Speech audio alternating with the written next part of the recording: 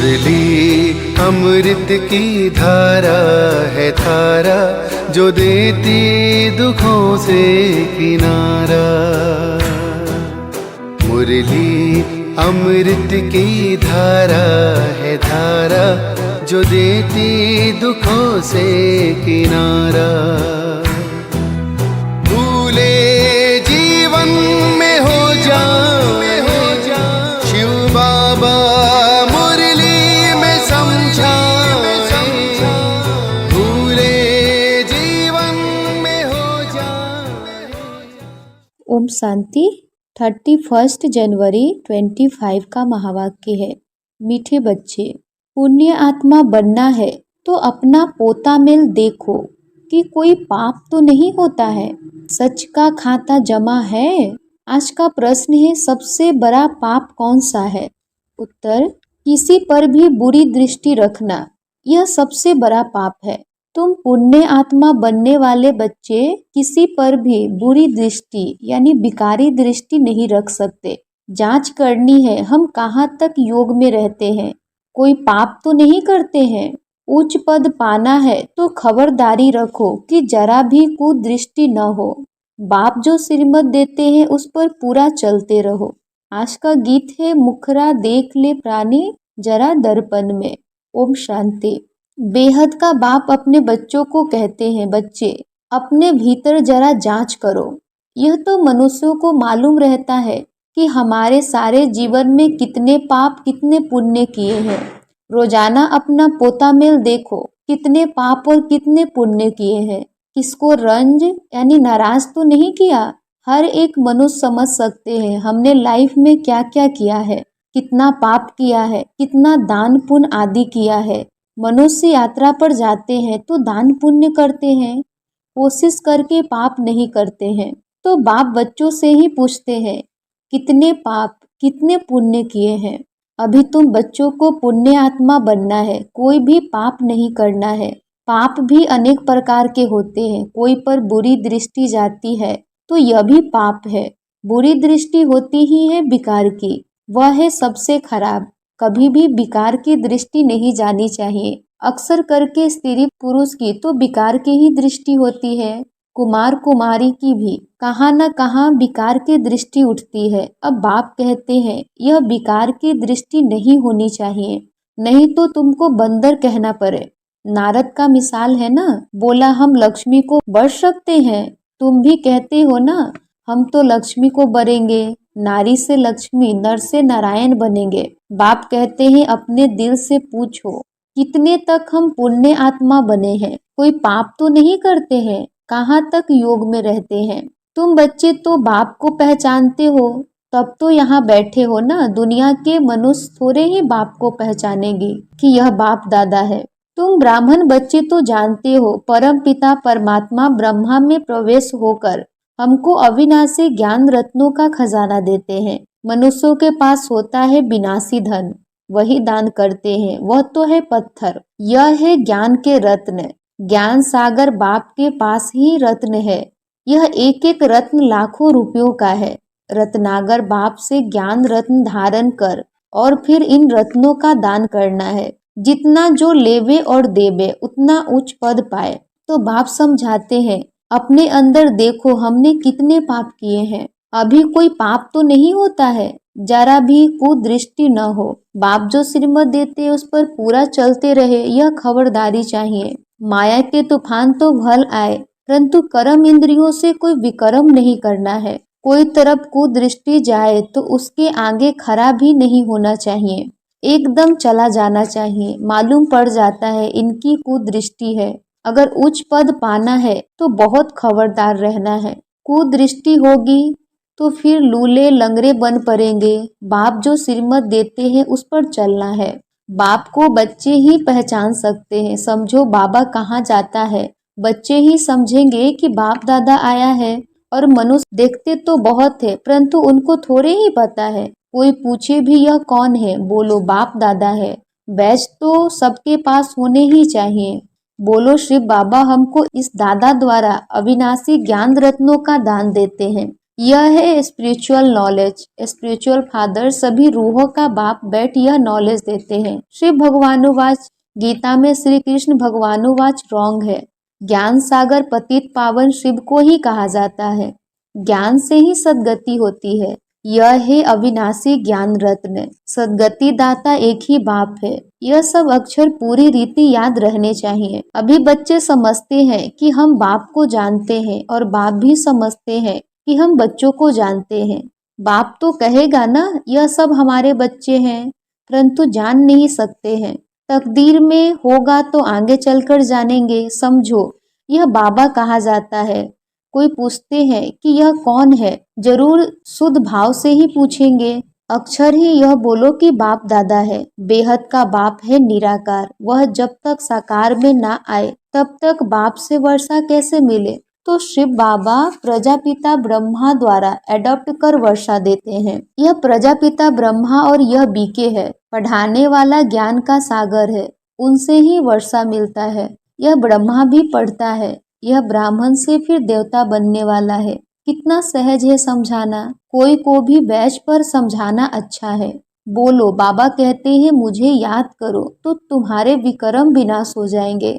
पावन बन और पावन दुनिया में चले जाएंगे। यह पतित पावन बाप है ना।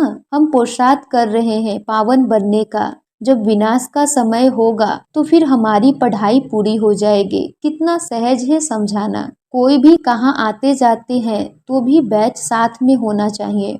इस बैच के साथ फिर एक छोटा पर्चा भी होना चाहिए। उसमें लिखा हो कि भारत में बाप आकर के फिर से आदि सनातन देवी देवता धर्म स्थापन करते हैं और सभी अनेक धर्म इस महाभारत लड़ाई द्वारा कल्प पहले मिसल ड्रामा प्लान अनुसार खलास हो जाएंगे। ऐसे पर्चे 2-4 लाख छपे हो, जो कोई को भी पर्चा दे सकते हैं। ऊपर में त्रिमूर्ति हो, दूसरे तरफ सेंटर्स की एड्रेस हो। बच्चों को सारा दिन सर्विस का ख्याल चलना चाहिए। बच्चों ने गीत सुना, रोज अपना पोता मेल बैठ निकालना चाहिए कि आज सारे दिन में हमारी अवस्था कैसी रही। बाबा ने ऐसे बहुत मनुष्य देखे हैं जो रोज रात को सारे दिन का पोता मेल बैठ लिखते हैं, जांच करते हैं कोई खराब काम तो नहीं किया, सारा लिखते हैं। समझते हैं अच्छी जीवन कहानी लिखी हुई होगी तो पिछाड़ी वाले भी पढ़कर ऐसे सीखेंगे। ऐसा लिखने वाले अच्छे आदमी ही होते हैं, भिखारी तो सब होते ही हैं। यहाँ तो वह बात नहीं है। तुम अपना पोता मेल रोज देखो, फिर बाबा के पास भेज देना चाहिए तो उन्नति अच्छी होगी और डर भी रहेगा। सब क्लियर लिखना चाहिए। आज हमारी बुरी दृष्टि गई, ये हुआ ... जो एक दो को दुख देते हैं बाबा उन्हें गाजी कहते हैं। जन्म जन्मांतर के पाप तुम्हारे सिर पर है। अभी तुमको याद के बल से पापों का बोझा उतारना है, इसलिए रोज देखना चाहिए हमने सारे दिन में किसी को दुख तो नहीं दिया। इससे पाप बन जाता है। बाप कहते बच्चे किसी को दुख मत दो, अपनी पूरी जांच करो हमने कितना पाप कितना पुण्य किया है।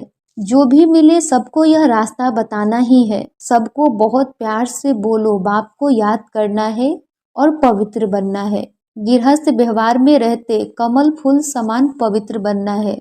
भल तुम संगम पर हो, परंतु यह तो रावण राज्य है ना।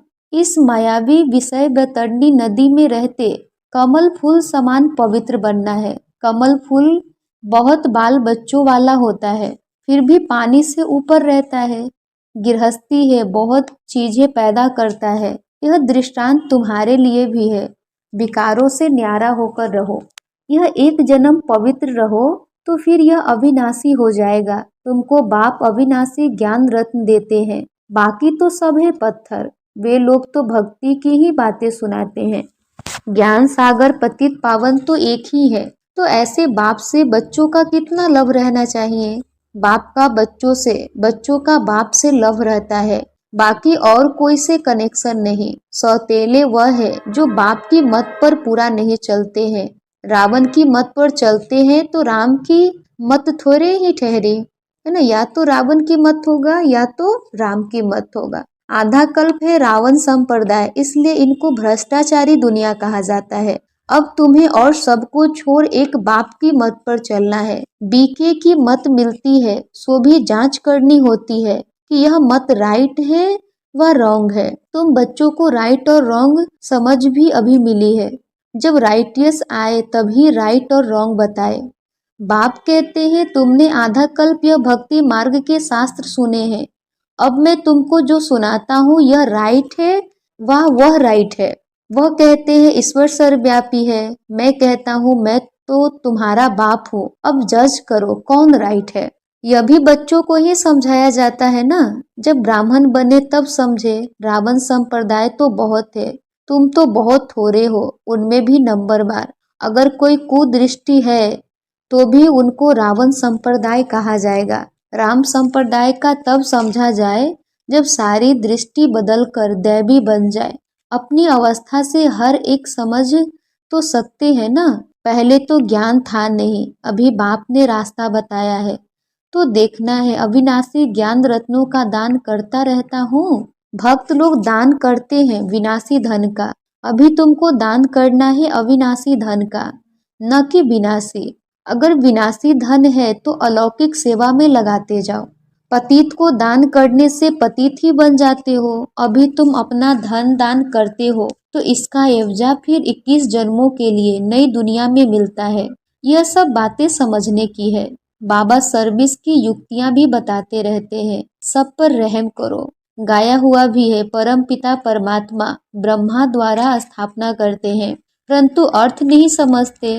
परमात्मा को ही सर्वव्यापी कह दिया है। तो बच्चों को सर्विस का शौक बहुत अच्छा रखना है। औरों का कल्याण करेंगे तो अपना भी कल्याण होगा। दिन प्रतिदिन बाबा बहुत सहज करते जाते हैं। यह त्रिमूर्ति का चित्र तो बहुत अच्छी चीज है।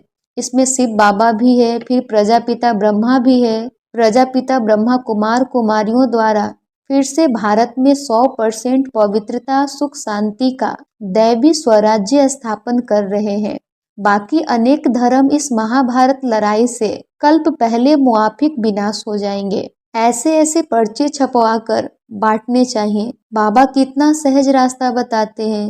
प्रदर्शनी में भी पर्चे दो। पर्चे द्वारा समझाना सहज है। पुरानी दुनिया का विनाश तो होना ही है, नई दुनिया की स्थापना हो रही है। एक आदि सनातन देवी देवता धर्म की स्थापना हो रही है।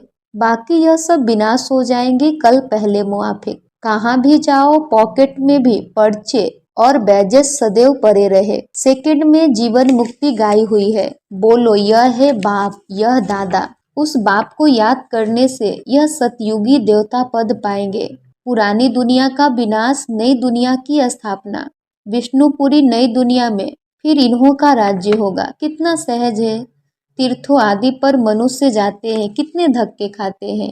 आर्य समाजी आदि भी ट्रेन भरकर जाते हैं। इसको कहा जाता है धर्म के धक्के। वास्तव में है अधर्म के धक्के। धर्म में तो धक्के खाने की दरकार नहीं है। तुम तो पढ़ाई पढ़ रहे हो। भक्ति मार्ग में मनुष्य क्या क्या करते रहते हैं। बच्चों ने गीत में भी सुना कि मुखरा देख ले प्राणी जरा दर्पण में। यह मुखरा तुम्हारे सिवाय तो कोई देख नहीं सकते। भगवान को भी तुम दिखला सकते हो। यह है ज्ञान की बातें। तुम मनुष्य से देवता, पाप आत्मा से पुण्य आत्मा बनते हो। दुनिया इन बातों को बिल्कुल नहीं जानती। यह लक्ष्मी नारायण स्वर्ग के मालिक कैसे बने, यह किसी को पता नहीं है। तुम बच्चे तो सब जानते हो। किसको बुद्धि में तीर लग जाए तो बेड़ा पार हो जाए। अच्छा, मीठे मीठे सिकी लधे बच्चों प्रति माता पिता बाप दादा का याद प्यार और गुड मॉर्निंग। रूहानी बाप की रूहानी बच्चों को नमस्ते। हम रूहानी बच्चों की रूहानी माता पिता बाप दादा को याद प्यार गुड मॉर्निंग और नमस्ते नमस्ते नमस्ते। धारणा के लिए मुख्य सार। फर्स्ट नंबर, अगर विनाशी धन है तो उसको सफल करने के लिए अलौकिक सेवा में लगाना है। अविनाशी धन का दान भी जरूर करना है। सेकंड नंबर है, अपने पोता मेल में देखना है कि हमारी अवस्था कैसी है। सारे दिन में कोई खराब काम तो नहीं होते हैं। एक दो को दुख तो नहीं देते हैं। किसी पर कुदृष्टि तो नहीं जाती है। आज का वरदान है, डबल लाइट बन सर्व समस्याओं को हाई जंप दे पार करने वाले तीव्र पुरुषार्थी भव। डबल लाइट बन सर्व समस्याओं को हाई जंप दे पार करने वाले तीव्र पुरुषार्थी भव। स्पष्टीकरण है, सदा स्वयं को अमूल्य रत्न समझ बाप दादा के दिल की डिब्बी में रहो, अर्थात सदा बाप की याद में समाये रहो तो किसी भी बात में मुश्किल का अनुभव नहीं करेंगे, सब बोझ समाप्त हो जाएंगे। इसी सहज योग से डबल लाइट बन पुरुषार्थ में हाई जंप देकर तीव्र पुरुषार्थी बन जाएंगे। जब भी कोई मुश्किल का अनुभव हो तो बाप के सामने बैठ जाओ और बाप दादा के वरदानों का हाथ स्वयं पर अनुभव करो। इससे सेकंड में सर्व समस्याओं का हल मिल जाएगा। स्लोगन है, सहयोग की शक्ति असंभव को भी संभव बना देती है, यही सेफ्टी का किला है। सहयोग की शक्ति असंभव को भी संभव बना देती है, यही सेफ्टी का किला है। अव्यक्त इशारे है, अपनी शक्तिशाली मनसा द्वारा सकाश देने की सेवा करो। समय प्रमाण चारों ओर सकाश देने का, वाइब्रेशंस देने का, मनसा द्वारा वायुमंडल बनाने का कार्य करना है। अभी इसी सेवा की आवश्यकता है। जैसे साकार रूप में देखा, कोई भी ऐसी लहर का समय जब आता था तो दिन रात सकाश देने, निर्बल से बल भरने का अटेंशन रहता था। समय निकाल आत्माओं को सकाश देने की सेवा चलती थी। ऐसे फॉलो फादर करो। अच्छा, ओम शांति।